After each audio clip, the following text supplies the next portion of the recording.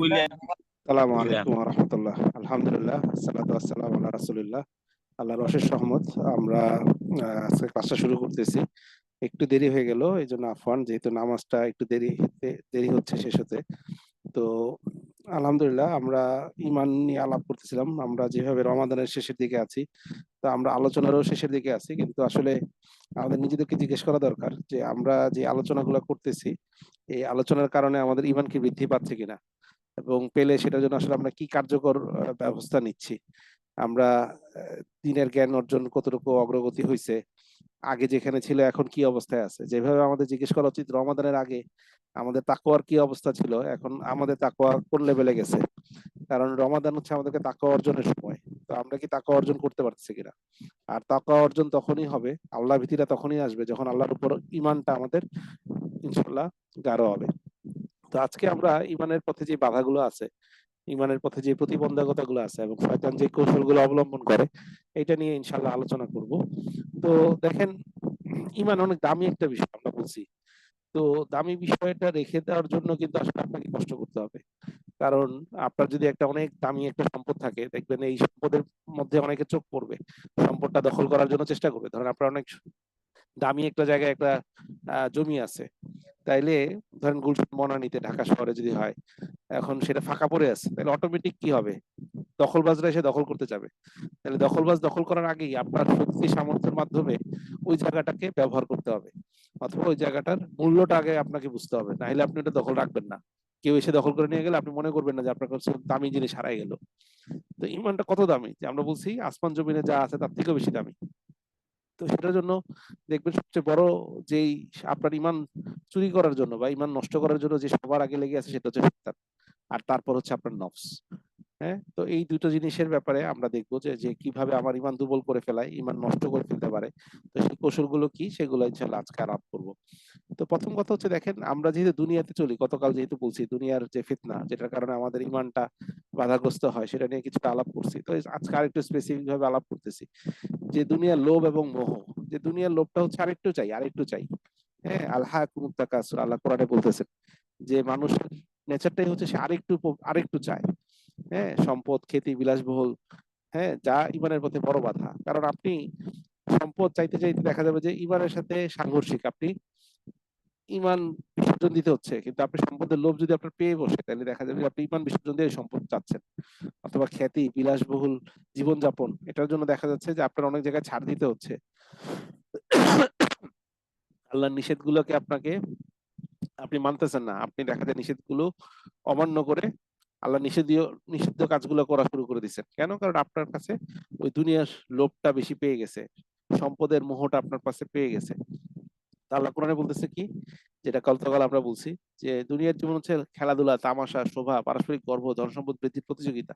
তো এটার ফলে কি হয়, যে আপনার এই প্রতিযোগিতাতে লিপ্ত হয়ে আপনি ঈমান হারা হয়ে যেতে পারেন। আমাদের দিনের জ্ঞান এবং আমলের অভাব। একটা হচ্ছে জ্ঞান নাই, আর জ্ঞান থাকলে সেই জ্ঞান অনুযায়ী আমল নাই। এই দুইটার কারণে কি হয়, ইমানটা আমার দুর্বল হয়ে যেতে পারে। তো জ্ঞান এবং আমলের অভাবে মানুষ গাফিল হয়ে পড়ে এবং শয়তানের ফাঁদে আটকে যেতে পারে। তো শয়তান তো এই দুর্বলতাগুলো নিয়ে কাজ করবে, যেহেতু সে চুরি করতে যাচ্ছে। যে আপনার যেখানে দুর্বলতা আছে সেটা নিয়ে চোররা চুরি করতে আসে, তাই না? তো আমরাও আমাদের এগুলো চিন্তা করা উচিত। তো রাসূল সাল্লাল্লাহু আলাইহি ওয়াসাল্লাম বলছেন, যার প্রতি আল্লাহ কল্যাণ চান তাকে দিনের গভীর জ্ঞান দান করেন। তো আমাদের চেষ্টা করা উচিত আল্লাহর এই দিনের জ্ঞান যাতে অর্জন করতে পারি, যাতে আমি আল্লাহর কল্যাণ পেতে পারি। যেটা হচ্ছে আমাদের নফসের দুর্বলতা এবং প্রবৃত্তির অনুসরণ। যেটা আমরা বললাম, যে দেখেন আমাদের নফস হাওয়া, যেটা সবসময় হাওয়া মনে করবে, আলস্য করতে চায়। আল্লাহ সূরা নাজিয়াতে বলতেছে, ফা আম্মা মান তাগা ওয়া আসার আল হায়াতাদ দুনিয়া, যে হায়াত, দুনিয়ার হায়াত চায়, তাইলে কি করবে আল্লাহ তাকে, যে মানে ওয়া আম্মা মান তাগা ওয়া আসার আল হায়াতাদ দুনিয়া ফা ইন্নাল জাহিমা হিয়াল মাওয়া, যে জাহিম, জাহান্নাম হচ্ছে তার জন্য তার প্রতিদান। আর কি, ওয়া আম্মা মান মা কামা রাব্বিহি ওয়া নাহান নাফসা আনিল হাওয়া, যে তার নফসের হাওয়া অনুযায়ী চলে না, তখন কি আল্লাহ তাকে জান্নাতের প্রতিদান দিবেন। আর রাসূল সাল্লাল্লাহু আলাইহি ওয়াসাল্লাম বলছেন যে শরীরের মাঝে এক টুকরা মাংস আছে, যদি তা ভালো হয় তাহলে পুরো শরীর ভালো থাকে, আর যদি তা খারাপ হয় তাহলে পুরো শরীর খারাপ হয়। আর সেটা হলো আমাদের হৃদয়। তার মানে আমাদের অন্তরে যদি এই খারাপ হয়ে যায় অন্তরটা, তাহলে সে খারাপের দিকে নিয়ে যেতে যাবে। সো অন্তরটাকে ভালো করার চেষ্টা করা, এবং এই অন্তরের উপরে প্রভাবটা পড়ে খারাপ সঙ্গ এবং পরিবেশের। কারণ আপনি যাদের সাথে থাকবেন তাদের অনুযায়ী আপনার চরিত্র তৈরি হবে। যে মানুষ তার বন্ধুর দিনের উপর থাকে, তাই দেখা উচিত কাকে সে বন্ধু বানাচ্ছে। তার মানে আপনার আশেপাশে যে বন্ধু বান্ধব থাকবে, তো তার কারণে কি হচ্ছে, আপনার ইমান দুর্বল হয়ে যেতে পারতেছে এবং আপনি গুনহার দিকে আকৃষ্ট হয়ে যেতে পারেন। তো আমাদের এই জিনিসগুলা অনুভব করা উচিত যে খারাপ সঙ্গ এবং পরিবেশ, আমি কিসে আছি তার উপর নির্ভর করে আমার ইমানের কি অবস্থা। এবং গুনাহ ও হারাম কাজের প্রতি আসক্তি, ওই যে বললাম আমরা নফস যেটাতে আকৃষ্ট হয়ে যাবে, তাহলে সেটাই করতে যাবে। নিয়মিত পাপ করলে অন্তর কালো হয়ে যায়, ইমান দুর্বল হয়ে পড়ে। তাহলে তখন ইমানের জিনিসগুলো স্বাদ লাগে না, তখন ইমান ছাড়া কাজগুলোই স্বাদ লাগে। যে যে অন্তরে জং ধরে যায়, অন্তরে জং ধরে যখন আমরা যা করি তার কারণে, তার প্রভাবে। তো আমরা যখন একটা গুনাহ করি অন্তরের মধ্যে একটা কালো দাগ পড়ে। তো এইভাবে করে অন্তর কালো দাগ পড়তে পড়তে একটা সময় কি হয়, একটা সময় আমরা এই কালো দাগের কারণে আমরা আর ভালো কাজ বুঝি না। আল্লাহর কাছে আমরা এই অন্তর নিয়ে যাব, যদি অন্তরে অনেক কালো দাগ থাকে তখন দেখা যাবে যে আল্লাহকে আমরা খুব ভয়ঙ্কর রূপে পাবো। এবং তার কারণে কি হবে, আমার হাসরটা দেখা যাবে খুব কঠিন হয়ে যাচ্ছে। তা আল্লাহ আমাদেরকে একটা মুত্তাইনা অন্তর নিয়ে যাতে আল্লাহর কাছে যেতে পারি, আল্লাহ আমাদের সেই তৌফিক দান করুক। আর শয়তান কন্টিনিউয়াসলি ধোঁকা এবং কুমন্ত্রণা দেয়। দেখেন আসল কাজটা কিন্তু আপনিই করেন, শয়তান শুধু নফসকে ধোঁকা দেয়, নফসকে একটা হাওয়া দেয় যে এর এটা এইভাবে না করে এইভাবে করলে ভালো হইতো না।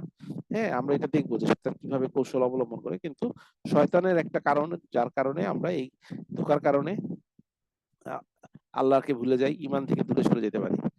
যে আল্লাহ কোরআনে বারবার বলতেছে, বিভিন্ন জায়গায় বলছেন আদু মুবিন, যে শয়তান হচ্ছে তোমাদের প্রকাশ্য শত্রু, আর সে শয়তানকে শত্রু হিসেবে গ্রহণ করো। এবং দেখেন শয়তানকে আমরা দেখতে পারি না, কিন্তু আল্লাহ বলতেছেন প্রকাশ্য। তার মানে প্রকাশ্য শত্রু যেভাবে আপনার প্রতি শত্রুতামি করে, শয়তান ঠিক সেইভাবে শত্রুতামি করতেছে। হয়তো আপনার চোখের অন্তরালে, কিন্তু সে প্রকাশ্য। প্রকাশ্য কেন? কারণ আল্লাহ প্রকাশ করে দিচ্ছেন। এবং তার শত্রুতার আউটপুট গুলো আমরা দেখতে পারি, যে আমরা ভালো কাজ থেকে দূরে সরে থাকতেছি, ইমানের পথ থেকে দূরে সরে থাকতেছি। হ্যাঁ, ইমানের বাধাগুলো আমরা দেখবো। তো দেখেন শয়তান কিভাবে কৌশল করে যে ইমান ধ্বংস করার জন্য, প্রথমে যেটা করে সন্দেহ সৃষ্টি করে। একেবারে আপনি যদি দেখেন প্রথম যেই শয়তান যে কাজটা করছিল, যে হাওয়া আলাইহিস ইসলাম বা আদম আলাইহিস ইসলামকে ধোঁকা দেওয়ার চেষ্টা করছিল, কি জন্য ধোঁকা দিছিল? সে বলতে চাচ্ছিল যে যে দেখো তোমরা তো দুনিয়ার জীবনে এই জান্নাতের জীবনে আসো, তো তোমাদের সুখটা যদি চিরস্থায়ী করতে হয় তাহলে তোমাকে আমি একটা বুদ্ধি দেই। তাহলে কি, সে একটা সন্দেহ ঢুকাইছে যে জান্নাতে কি আমরা কি চিরস্থায়ী থাকবো, না আবার অন্য কোথাও চলে যাব। তার মানে একটা ভয়ের সৃষ্টি করে, তোমাকে এই জান্নাত ছেড়ে চলে যেতে হতে পারে। তো তোমাদের একটা উপায় কি, যে আল্লাহ যে তোমাদেরকে নিষেধ করছেন যে তোমরা ওইটা খাইলে পুরো ফেরেশতা হয়ে যাবা, হ্যাঁ, মানুষ থাকবা না। তো তোমরা যদি ফেরেশতা হয়ে যাও তাহলে কখনোই জান্নাত থেকে তোমাদের চলে যেতে হবে না। তাহলে দেখেন সে কি করলো, একটা সন্দেহ সৃষ্টি করে দিল যে আল্লাহ সুবহানাহু ওয়া তাআলা নিষেধ করছে, কিন্তু সেই ওই নিষেধটা কেন করছে, সে একটা কৌশল করলো। তো দেখেন শয়তানের আরেকটা কৌশল হচ্ছে কি, সে আমাদের ভালো কাজ, মানে খারাপ কাজগুলোকে খুব সুন্দর করে দেখায়, যে না এটা কোনো খারাপ কাজ না। এই যে মহিলাদের অধিকার দেওয়া, হ্যাঁ, মানবাধিকার, এই যে দেখেন সে সুন্দর সুন্দর নাম দিছে, যে একটা মানুষ চাইতেই পারে, তার কি ইচ্ছা, সে যে কাউকে পছন্দ হইতে পারে, যে কাউকে চাইলে বিয়ে করতে পারে। তো দেখেন কথাগুলো কত সুন্দর, কিন্তু সে কি করতেছে, মানুষের প্রবৃত্তির বাইরে গিয়ে একটা ছেলে একটা ছেলেকে পছন্দ করবে কিভাবে, একটা মেয়ে একটা মেয়েকে পছন্দ করবে কিভাবে, একটা মহিলা তার স্বামীর অধীনে থাকবে, পিতামাতার অধীনে থাকবে, থেকে তার নিরাপত্তা দিবে স্বামী পিতা। কিন্তু সে বলতেছে, মহিলাদেরকে এসে বলতেছে না তুমি কেন পরাধীন হিসেবে থাকবা, তুমি ঘর থেকে বের হয়ে আসো। আলটিমেটলি সে কি করলো, সে এই গুনাহ করাকে, অবাধ্যটাকে কি সুন্দর করে দেখাইতেছে যে না এটা একটা ভালো কাজ। হ্যাঁ, এরকম করে শয়তান এরকম খারাপ কাজগুলোকে আমাদের সামনে করে দেয়। আর একটা কাজ করে, যে আপনি কোনো একটা নেক কাজ করতে চান, বলবে এখন না, একটু পরে করো। এই যে তুমি কিছু দান করবা, এখন না, এই একটু পরে করো দানটা। দেখা গেল এই দানটা আর করাই হলো না। এরকম আমাদের প্রায়ই হয়, আমার হয়, আমি জানি না আপনাদের হয় কিনা। হ্যাঁ, এখন তো অল্প বয়স, এখন কেন করবা, আর একটু বয়স হোক তারপরে তোমরা করো। হ্যাঁ, পরবর্তী সময় করো। হালালকে হারাম এবং হারামকে হালাল বানানো, ভাবানো, মানে সে ভাবায় যে সে দারিদ্রতার ভয় দেখায়, তাই না? আচ্ছা, শয়তান মানুষকে ধোঁকা দেয় কেন? সে দেখেন সুদকে ব্যবসা মন্থন করে, যেমন দেখেন কোরআনে আল্লাহ বলেছে যে তারা বলে যে তারা এমন কিয়ামতের মাঠে তারা এমন ভাবে উঠবে যে মনে হবে যে তাদেরকে শয়তান স্পর্শ করছে। তার মানে কি, তারা তখন বলবে যে দেখ সুদ তো ব্যবসার মতনই। দেখেন বর্তমান সময়ে অনেকেই এই কথাটাই বলে যে ব্যবসার সুদ তো আলাদা কিছু না। আর যারা মুনাফার কথা বলে তারা তো আসলে ঘুরে সুদ খায়। তার মানে তারা, যারা হালাল বলতেছে হালালটাকে হারাম বলতেছে, আর হারামটাকে যে বলতেছে না এটা তো তেমন কিছু না, এটা এই সুদ্ধা, হ্যাঁ এটা ওই সময় সুদ্ধা, এরকম বিভিন্ন ভাবে বলে। হ্যাঁ, গান বাজনাকে শিল্প, নির্লজ্জাতাকে স্বাধীনতা বলা হয়। তার মানে কি যে দেখেন, সে হারামকে হালাল ভাবে উপস্থাপন করতেছে, না এটা তো খারাপ কিছু না, এটা বৈধ, হালাল। হ্যাঁ, অযথা ভয় এবং হতাশা সৃষ্টি করা। যে দেখেন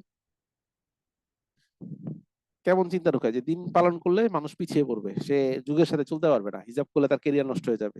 তাহলে এই যে এমন চিন্তা ঢুকিয়ে দেয়। হ্যাঁ, শয়তান তোমাদেরকে দারিদ্রতার ভয় দেখে। আল্লাহ কোরআনে বলতেছে সূরা বাকারার 268 নম্বর আয়াতে, যে আপনি যদি ইসলামের উপরে চলেন তাহলে আপনাকে অনেক কিছু ছাড়তে হবে, সুতরাং আপনি দরিদ্র হয়ে যাবেন, গরিব হয়ে যাবেন। দেখেন মানুষ চায় আরো বেশি চাইতে, আর যখন আপনাকে বলে যে আপনার টাকা পয়সা কমে যাবে, দারিদ্রতা আপনাকে গ্রাস করবে, অটোমেটিক একটা ভয় সৃষ্টি হয়। আর সে কিসের প্রতি উৎসাহ করে? সে কিন্তু সচ্ছলতার দিকে ডাকে না, সে ডাকে হচ্ছে অশ্লীলতার দিকে, যে ছেলে মেয়ে একসাথে কাজ করবে, এটা খারাপ কি? তো দেখেন মেয়েরা যদি বাইরে যায় তাহলে তো তার টাকা পয়সা বাড়বে। তো দেখেন সে কিন্তু বলতেছে তুমি যদি যদি কাজ না করো তোমার ইনকাম কম হবে, মহিলারা কাজ করলে ইনকাম বেশি হবে। তার মানে সে দারিদ্রতার ভয় দেখাইলো এবং ছেলে মেয়ে একসাথে কাজ করো, তার মানে অশ্লীলতার দিকে ডাকলো।